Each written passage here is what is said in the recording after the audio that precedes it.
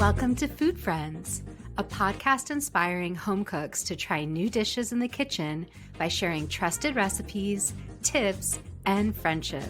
Hi, I'm Sonya. And I'm Carrie. We met in Los Angeles over 15 years ago as personal chefs and haven't stopped talking about food since. We're so glad you're here. Thanks for being our food friend. If you enjoyed our podcast, please subscribe, leave us a review, and share this episode with friends. We love hearing from you, so follow us on Instagram or drop us a line at foodfriendspodcast.com. Yes, we'd love to hear from you and your food friends. Happy cooking and eating. Hi, Carrie. Hi, Sonya. Carrie, we've done a couple episodes before. We've talked about our personal chef experiences, how we started, the successes and failures, and we're revisiting this theme again, going back to my old menus, looking through my old notebooks when I was a personal chef. I realized how much I've actually forgotten that I did during that time. I completely agree with you. I love that you shared on one of our episodes about how you have this journal where you keep all of your recipes, and that's not how I keep recipes. But I will say that all of these notebooks have menus in them. And so what I found funny was going over all these menus and realizing there were many dishes that you've talked about. I remember you talked about making this pomegranate salmon and how beautiful it was. And I was like, oh, I really want to make that. And then I found that item on two of my menus. I was like, you mean you actually had made it in the past and completely forgotten? Completely forgot about it. Yeah. I think that's why it's worth revisiting menus. And the reason we're talking about menus specifically is that's really how you work as a personal chef. Every Sunday, I would have to send a list of menus for the week ahead to my clients. When I was a personal chef, I primarily worked for one family. I had a couple other clients I would do like parties, or there was a meal delivery client and that kind of thing. But most of my early career was one family that I cooked for on all the weeknights and also stocked their fridge. And they were also really into hosting. So at least once or twice a week, I was cooking a dinner party. And it really helped me become a good cook. It was terrifying. I learned a lot. I was constantly making new things, but it's been really helpful to look at the menus and start seeing, okay, why was I making that? There were reasons, there were restrictions, there were things that they were wanting to eat and not wanting to eat. There was balancing adults and kids and all that. What I find so interesting about our personal chef experiences is that mine was actually very different from yours. And I worked for multiple families every week. Sometimes I worked for multiple families in each day. I would go to someone's house. I would just kind of prep out a dinner for them. And then I would go make a live dinner at someone else's house. It was lucky that they all kind of lived near each other. But I also worked for a lot of families. I cooked a lot for kids. And what I found about my menu planning was I didn't have to submit menus to them. They really trusted me to choose dishes that they liked and put together menus that they liked. But the difference is that they would always tell me what was going on that week. And so I was always tailoring my menus for what they needed for those specific days. So I would build like, oh, the mom is going to be home late because she's working, or the dad's going to be home late because he's working. So I have to make a meal for the kids and one of the parents, or there are two busy teenagers who are kind of coming and going. So we have to have ready things for them. And then the parents come and eat. That's part of what we're going to share today, is how we're kind of adjusting to these different circumstances, right? And then it informs how we've been planning our own menus since then. It also reminds me of when we were chefing those retreats together, when we did these healing retreats and we were the chefs. You also tailored the menus to what everyone was experiencing that day. So if there was a particularly emotional day, you're like, okay, they're all going to need comfort food for dinner. Right. Or if it was a really active day, you're like, okay, they're all going to need lighter lunches because they don't want to feel heavy after lunch. And I think you and I share that way of thinking. And now I'm even private chefing again, and I'm always thinking the same way. What is the weather like? There are certain times of year that are just more busy and intense. Is it finals week for the kid? So I'm excited to get into it. We're both going to share 3 menus from those days, personal chefing over a decade ago. But what I think, Sonya, is that it's really relevant to today. Because this was my job, I could spend a lot of time thinking about these menus. I'm actually kind of glad to go back to these menus and use them as shortcuts when I'm thinking about weeks that are particularly busy for us, or when we want to have someone to come over and have dinner with us one night. I love that. Well, the first menu I want to share is for a dinner party that I had to cook for. Now, my parameters for this family were most often that there was some kind of low carb option. They often wanted vegetarian or pescatarian dinners because they would have different kinds of guests at their table. They wanted things that felt thematic, like Mediterranean or Thai or Or like an Italian menu or something. right, Okay. totally. They Okay. loved all that. Okay, so my first one was really a Mediterranean inspired menu. I would even say leaning Spanish. It was also the year 2010. So the food landscape was different then. Yeah. And I was getting recipes from cookbooks and Bon Appetit magazine and Gourmet magazine. Those were my resources. So the main course for this menu was a roasted cod dish with tomatoes, olives, and capers. I was really happy to be reminded of this dish because you could use cod, but you could also use halibut or any kind of mild whitefish. And then it's really about starting things off in a skillet and then transferring it to the oven, which I always love as a technique because it kind of feels more foolproof and you're really looking for temp and you get that nice crust, but then you're not overcooking the fish. But the combination of sweet, juicy tomatoes, briny capers, tangy olives, and then there's also dill with this and lemon juice. It is such a lovely combination of flavors for a simple fish. And then for the next dish, it's on my list of things to make this week. It's from Spin Kitchen, which was my number one resource when I was a personal chef. It's going to come up often. Thank you, Deb Perlman, for helping me in so many instances. This is from 2010. It's a spinach and chickpeas dish that's a Spanish dish, I believe. She adapted it from Moro, the cookbook. It sounds deceptively simple, right? Chickpeas and spinach. That doesn't sound that exciting. So it's really interesting about this. And I guess I'm kind of contradicting the low carb thing because there's a sauce that you make with crusty sourdough bread and lots of vinegar and tomato. And so that becomes like the thickening base for your chickpeas. And then you add spinach as well to this. So it's tangy, it's bright, it's acidic, and then it has that richness of the chickpeas. And it's a really hearty vegetarian dish that feels like a main. It almost sounds like a warm salad. Would you No, describe it that way? no, No. it's not a warm salad. It's a stew. Oh, You know how wow. Alison Roman's chickpea stew became so Yes. viral? This should have gone viral as its own chickpea stew. And that bread thickens the sauce, but you don't know there's bread in it. It adds a little bit sourdough, it adds that little toastiness, but it's really there as a thickening agent. When you serve fish, especially a really mild white fish, it can kind of feel, I don't know, too light. To me, this sounds like the way I would think about this menu is it would be more balanced. It's like you have this really lovely, delicate fish, and then you have this really great side that makes it feel a little bit heartier. Well, also for the vegetarians, they could eat the chickpeas. And then for the Yes. people who aren't vegetarian, they can eat the fish, or everyone could have a little together. And they always wanted me to serve everything family style. So that's always, I set up things on their counter like a buffet before people would sit down with their plates. And then for the side, instead of couscous, because I know I said bread and the chickpeas, but that sort of was allowed. But instead of couscous, I used quinoa, which had a little more protein, is gluten free.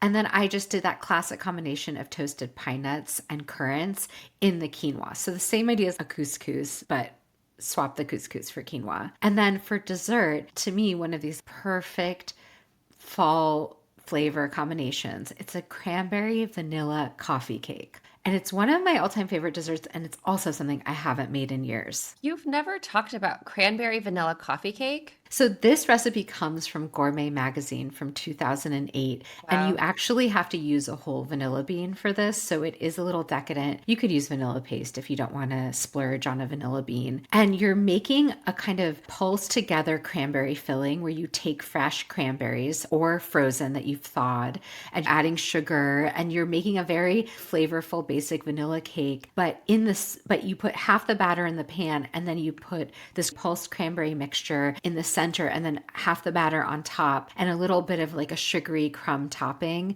And then you bake off that cake and it's stunning, but it's actually pretty simple to make. What I think is really interesting about these clients that you worked for is that they keep their dinners in the pretty light category. They keep it healthy and there's a lot of vegetables. And I found that to be true with a lot of my clients too. We did protein, we do 2 or 3 vegetables. Sometimes families would want to starch. A lot of times they also wouldn't want to starch, but that there's room for dessert. And I didn't make as many desserts because I was cooking these weeknight meals for families and their kids were eating junk in other places. But I just love that when your clients were hosting these really beautiful dinners, they would also serve dessert, even a little something sweet at the end of the meal. That's such a nice tradition. Had to be dessert. What's your first menu, Carrie? Sonia, my first menu is very different, and I will say in some ways not balanced, but it really reflects what the family needed for this night. So I made a chicken cheddar chowder, which is a very creamy soup, a watercress and frisee salad with grapefruit. I also made a dish that we've talked about many times, a farfalle, which is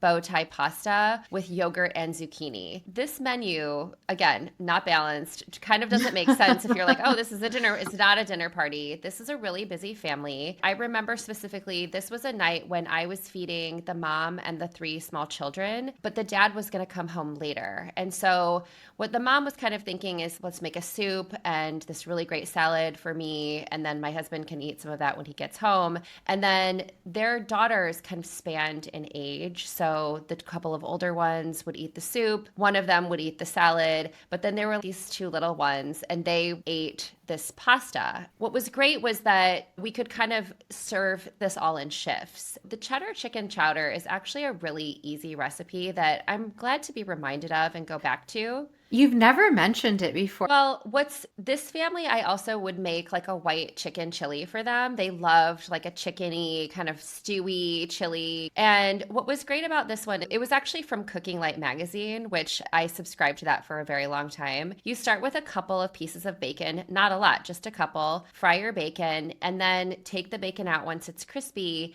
And then you add onion, bell pepper, garlic, cook those until they're soft, add some chicken broth, and then you add potatoes and cook the potatoes until they're soft. So you want to dice them up pretty small. And then you add chunks of rotisserie chicken, which I always had at this house because I was always making roasted chickens or roasted chicken breast to use in lunches, to use in sandwiches. So you had roasted the chicken. You weren't using store-bought rotisserie, but you're saying if you're a home cook, you could swap this for rotisserie chicken. Yes, I was typically roasting just chicken bone in skin on chicken breasts for a lot of different dishes that I would make for them. Because one of the things I would do for this family too is I would prep. The mom was a great cook. She just had all these little kids. And so she would cook one night a week. And so sometimes I would prep things out for her to cook. And so I always had chicken on hand. So this soup comes together quickly if you already have your chicken cooked. And then this is kind of a backwards way of thickening the soup, but you make a slurry with a little bit of milk and a little bit of flour, and you just whisk them together and you pour that into your soup and cook it for 10 to 15 minutes until it thickens up. You and I think about with a roux where you have some fat, you have some flour, you cook it, and then you add your liquid. This is kind of a backwards way, but it works. Interesting, because I always think of slurries as a cornstarch slurry. I never think of a flour slurry, but that makes sense. But Carrie, so this recipe is from Cooking Light magazine, but it does include cheddar and cream, right? No, there is no cream in it. It has, once it gets thick, then you add the cheese at the end and it melts in. So the lighter touch of this is that there's no cream. You're actually just thickening with the potatoes and with the slurry, and then you do keep the cheddar for flavor, but you're not making it too heavy. Well, the slurry has 2% milk in it. So you're not using a whole milk or a half and half or cream. What I personally liked about Cooking Light when I was growing up, I grew up in the 80s and 90s during the fat-free craze, which really hit my town and my house. And what I liked about Cooking Light was it kept things lighter, but there's still bacon in this recipe. There's still potatoes in this recipe. There's still milk in this recipe. And that's actually what's great about this soup is that it's rich and creamy, but it's not actually super heavy. I think I served this in bread bowls for a couple of the kids. The mom didn't want a bread bowl because she was also having this really great salad that I made for her. This mom really loved lemon. She loved things that were really tart.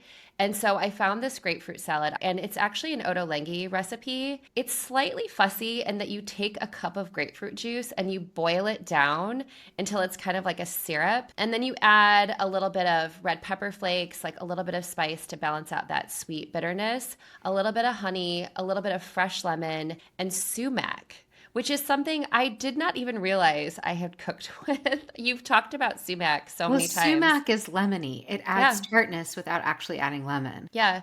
And so you just add a little bit of olive oil to this, and then you toss it with some grapefruit supremes, red endive for crunch. You could definitely use radicchio if you really liked those bitter flavors, a little shaved red onion for punch. And then they call for fresh herbs too. So it calls for basil. I definitely would have used fresh mint in this as well. Yum. I'm happy to be reminded of that salad. I've seen it and never made it, and it actually sounds like all the flavors I love too. This is a fun dinner of contrasts. I love that you're Totally. sharing all this. Okay, so my next menu is going to take us in a totally different direction. This family loved Indonesian food, Thai food, Japanese food, and they often would make requests for even specific dishes. So on one sort of Thai inspired night with dishes that they requested, I made a Thai green curry with shrimp, sauteed garlicky stir fried eggplant, chicken satay with peanut sauce, and a salad with carrot miso dressing. So at this time in the world, Thai green curry paste wasn't something that was in every single supermarket, and now it kind of is. And the quality of the prepared green curry paste has gone up a lot. But where I typically get my green curry from, even to this day, is from well, in LA, I would go to a Thai market because they had the best green curries. And those Thai markets in Hollywood and East Hollywood are Oh, yeah. incredible. Yeah. They're so fun to visit. But here I would go to H Mart or any kind of Korean or Japanese Asian grocery store and get a good prepared green curry. I have tried to make green curry from scratch. It was fine. It's almost never as good as something that you can get pre-made. And you can freeze whatever you don't use because it does have a short shelf life. And you have to kind of buy a big jar and you usually only need a tablespoon because it's so spicy. I think that's such a good tip. I actually never thought of that. When you open up those jars, you can just freeze it if you haven't used it, because that's kind of my complaint at my house. We don't eat enough of it to kind of get through one of those jars. Yeah, and they're not terribly expensive to buy, No. but there is so much of it that I can never get through it. And there's lots of fun things to do with curry paste. You could toast nuts with it. You could add a little oil to it and roast squash with it. I actually really love curry paste and want to be using it more. Looking at this menu reminded me of like, oh yeah, curry paste is a good thing to have in the Yeah. freezer. So I made it with shrimp, but I had made them this curry many times with other things. They love this is one of the favorite things that I would make for them. So you could make it with chicken, with tofu, and it's a really simple dish, and I'll add a recipe once you have the curry paste. Although I think I always would go and source makrat lime leaves, and they have that very distinctive Thai Yes. flavor that The you really can't get. aroma. Yes. Can be tricky to find. They're almost always at Asian markets. So if you can spot them, that's another thing that freezes really well. So I'll just take extra and stick that in the freezer. And then sauteed garlicly stir-fried eggplant is something I still love to make. I just love the sort of soy, garlic, caramelized, sweetened strips of Japanese eggplant is perfect for this dish. And then chicken satay with peanut sauce is a classic. You marinate some chicken, you put on some skewers, you grill it, you make a very simple peanut sauce with peanut butter. But the thing that I have to say is my clients at this time loved my homemade carrot miso dressing, which we've talked about on the show before, but is still one of my favorite dressings to remember to make because it really is just carrot, ginger, shallot, some miso, white miso, rice wine vinegar, and like maybe a few other things that you just stick in a blender, whiz up, and then can live in your fridge for at least a week. I mean, you've talked about that dressing so many times, and I have to confess, I still haven't made it.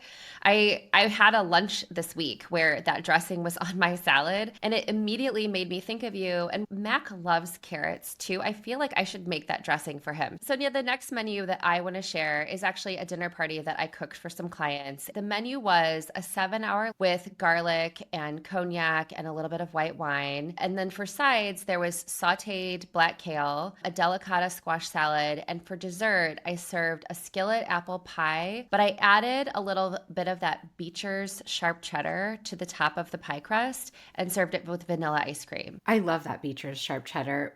Before we get to dessert, though, I have never cooked lamb for 7 hours. What cut of lamb are you cooking that long?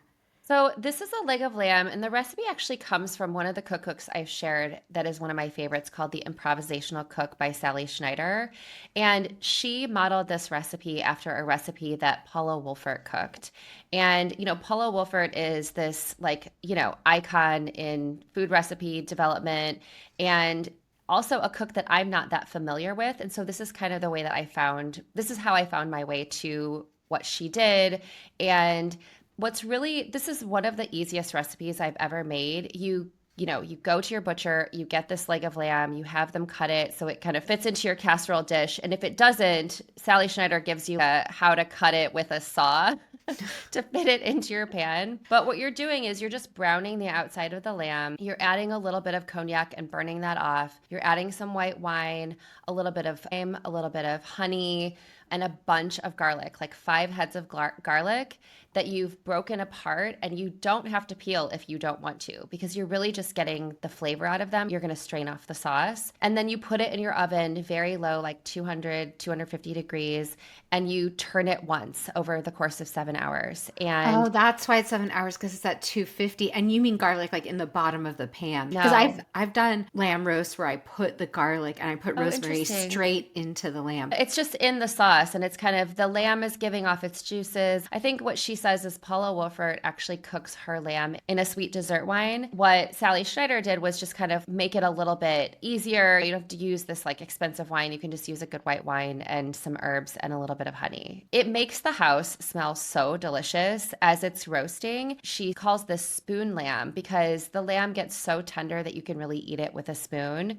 And so I would make this the day before. I would serve it the next day. And I would usually put this over some buttered noodles with maybe a little bit of parsley and chive on them. So the delicata squash that I served this with is also one of my favorite recipes. I've made it many times. A delicata squash, you don't have to peel it. You kind of just cut it into slices. I don't ever take the seeds out either. I don't know if do you make I never take the seeds out because they get toasted. When you cut them in rings, they get all toasty and crispy and delicious. They get toasty and crispy and delicious, and the squash gets sweet. So it's sort of like this sweet and salty combination. I cut them maybe like a quarter of an inch so that there's enough that they get chewy and soft, but they're not too crispy.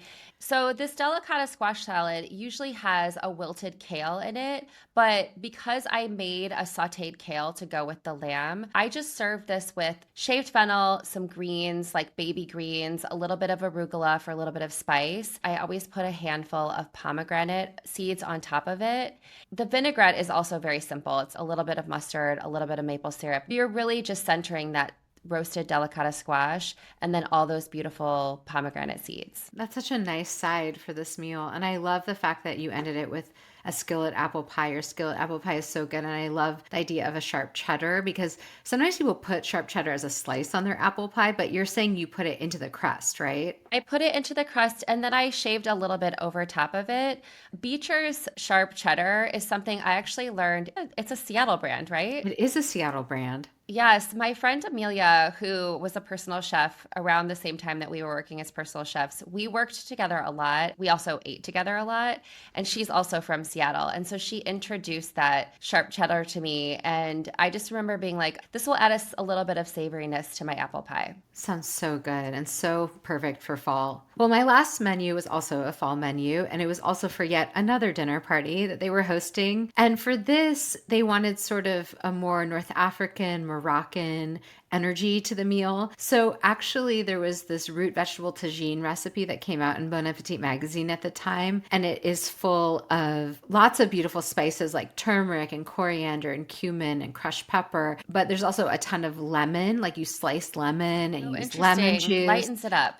Yeah, and it lightens it up. And then for the vegetable part of it, it's carrots, celery, sweet potatoes, turnips. And then you also include some green olives for their brininess and a bunch of fresh herbs. You can add mint and parsley and cilantro. That's what they recommend. And you serve this over couscous. And I have made this many, many times because it is a really great, actually fully plant-based side if you have plant-based guests, and it has all this flavor from all those spices and the exact combination of sweet and acidic and spicy and briny ingredients. But because it was a dinner party, there was also some protein. So it was like there were vegetarians, there were meat eaters, there were people who were low carb, there was everything in between. And that's how we're always thinking about stuff. So I also had browned, perfectly roasted chicken thighs that were coated in harissa spices.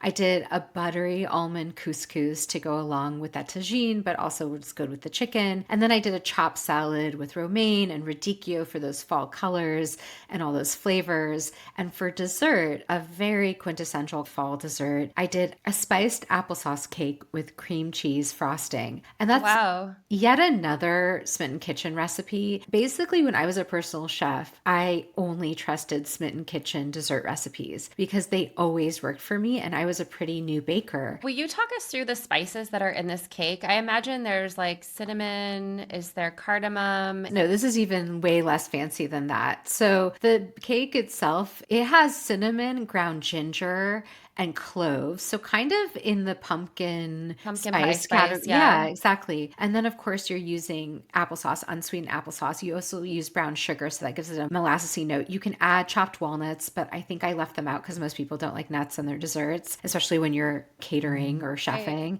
And then the frosting is just a very classic cream cheese, butter, vanilla, a little bit of cinnamon for a little extra spice, but no other spices. It's so good. It's so simple. It's definitely a snacking cake, but because there's a frosting, it feels a little special and entertaining worthy. And also so comforting. I love all those spices. Well, Sonia, my next menu is another one that is a mixture of needs. This was a family, both parents worked very big jobs, and they had these two teenage boys who would eat some things, but mostly just liked meat, and they would eat soups. So I made roasted wild salmon with a pearl couscous dish, similar to you. I have a pearl couscous dish and some slow roasted tomatoes. And that was for the parents, and that could kind of sit at room temperature or just be gently reheated.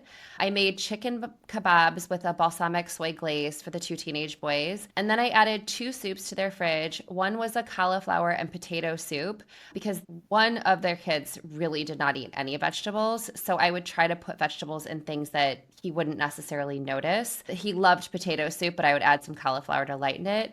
And then I also made a creamy chicken tortilla soup, which had like a mixture of onions and peppers that I blended up with a couple of corn tortillas to create that creaminess. And then I just added a bunch of white meat chicken to that and some corn. They liked corn. And then the one last thing that I put into their fridge was steel cut oats that I made creamy and sweetened with a little bit of soy milk and honey. And the reason why this family hired me in the first place was the dad was having some digestive issues. So he would often ask me to make a really simple breakfast that he could either eat at home before he went to work or take with him to the office. So I would often put something like that in the fridge for them to grab. The one recipe that I would talk through out of this menu is the pearl couscous, which is really a side dish that I would adapt to whatever was in season. So I would just do a little bit of onion, a little bit of garlic, maybe a little bit of celery, some greens. I would add some herbs like mint and basil. And then I would add cooked pearl couscous to that with a little bit of extra olive oil, a little bit of lemon. And my clients loved that dish. And it would really go with anything. Yeah, I think what you're speaking to is something also people don't realize about when you're a private chef, which is that not every meal is fancy. And in No. fact, most of your clients don't want that for every meal. There's all those like TikTok private chefs that are showing these incredibly decadent, really intense meals. And I also feel like that's not realistic for a lot of private chefs. Most people just want you to figure out how to feed them nutritionally to their liking, for to their taste. So what you're talking about, simple salmon, simple pearl couscous, roasted tomatoes that all adults can like. It feels like light and nourishing. But then for the kids, also still healthy, chicken kebabs, but now in a soy balsamic glaze that they might like. I just think the way you were thinking about this, and then hiding the cauliflower in the potato soup